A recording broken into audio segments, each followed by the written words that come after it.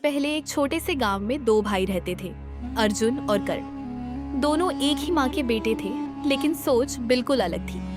अर्जुन बड़ा भाई था, उसे जल्दी अमीर बनना था। वहीं कर्ण मेहनती और शांत स्वभाव का लड़का था। उसे अपने खेतों और गांव से बहुत प्यार था। उनकी माँ सावित्री देवी दोनों बेटों को हमेशा साथ रहने की सीख देती थी, लेकिन एक दिन सब बदल गया। करण, मैं ये गांव छोड़कर शहर जा रहा हूँ। ये खेत बेच देते हैं, वहाँ बड़ा बिजनेस करेंगे। भैया, ये खेत माँ बाप की निशानी है, मैं इन्हें नहीं बेच सकता। तू जिंदगी भर गरीब ही रहेगा। अर्जुन आधी जमीन बेचकर शहर चला गया। करण माँ के साथ गांव में ही रह गया। करण दिन रात खेतों में मेहनत करता रहा। धीरे धीरे उसकी फसल अच्छी होने लगी। उधर शहर में अर्जुन का बिजनेस चल पड़ा। पैसा आते ही उसका घमंड भी बढ़ गया। जब भी गांव आता, करण का मजाक उड़ाता। देख मेरी जिंदगी, बड़ी गाड़ी, बड़ा घर, और तू अभी भी मिट्टी में पड़ा है। मेहनत करने वाला कभी छोटा नहीं होता भैया। समय बदला। अर्जुन का बिजनेस अचानक डूब गया। उसका पार्टनर पैसे लेकर भाग गया। बैंक ने दुकान और घर दोनों छीन लिए।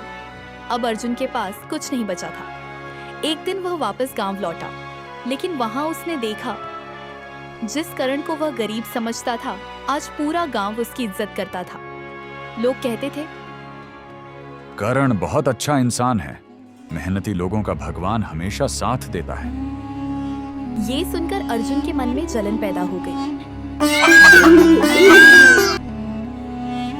कुछ दिनों बाद माँ सावित्री देवी का देहांत हो गया। कर्ण पूरी तरह टूट गया, लेकिन अर्जुन ने इसी मौके का फायदा उठाया। उसने नकली कागज बनवाए और कर्ण के पास पहुंच गया। ये घर और खेत अब मेरे हैं। माँ सब कुछ मेरे नाम कर गई है। भैया, माँ ऐसा कभी नहीं कर सकती थी। सबूत मेरे पास है। बेबस करण गांव के किनारे एक छोटी झोपड़ी में रहने चला गया। लेकिन झूठ ज्यादा दिन नहीं टिकता। जिस आदमी ने नकली कागज बनाए थे, अर्जुन ने उसे पैसे नहीं दिए। गुस्से में वह पंचायत पहुंच गया और सब सच बता दिया। पूरा गांव हैरान रह गया। अर्जुन, तूने अपने ही भाई के साथ धोखा किया है। फैसला ये है कि सारी जमीन करण को वापस दी जाए। अर्जुन का सिर शर्म से झुक गया। उसका घमंड टूट चुका था। अर्जुन गांव छोड़कर चला गया। अब वह अपनी गलतियों पर पछताता था। उधर करण को सब कुछ वापस मिल गया, लेकिन उसके दिल में आज भी नफरत नहीं थी।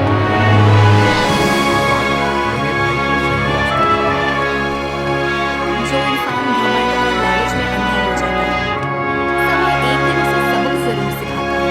और जो मेहनत और सच्चाई का साथ नहीं छोड़ता, जीत आखिर में उसी की होती है।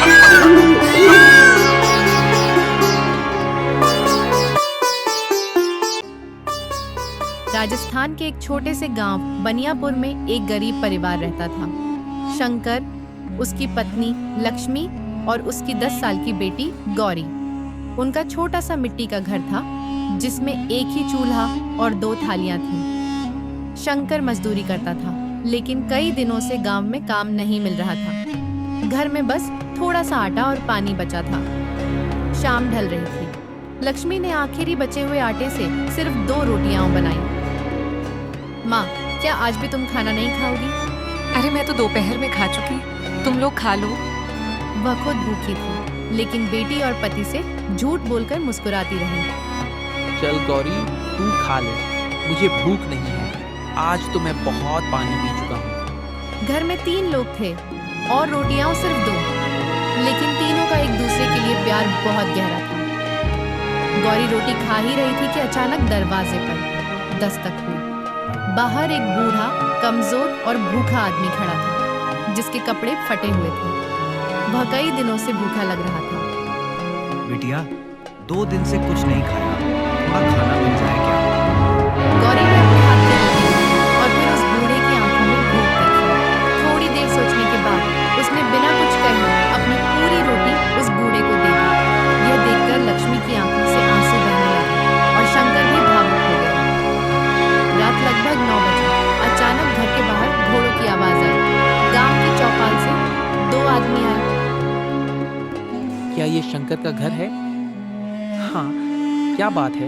उन्होंने बताया कि वह बूढ़ा आदमी असल में जमींदार ठाकुर साहब थे, जो गांव की हालत देखने वेश बदलकर निकले थे। उन्होंने कहा था कि जिस घर ने उनका पेट भरा, वह घर अब खाली नहीं रहेगा। दोनों आदमियों ने चावल, गेहूं, दाल, तेल और कपड़ों से भरी बोरियां घर में रख दी। शंकर और लक्ष्मी यह देखकर हैरान रह गए।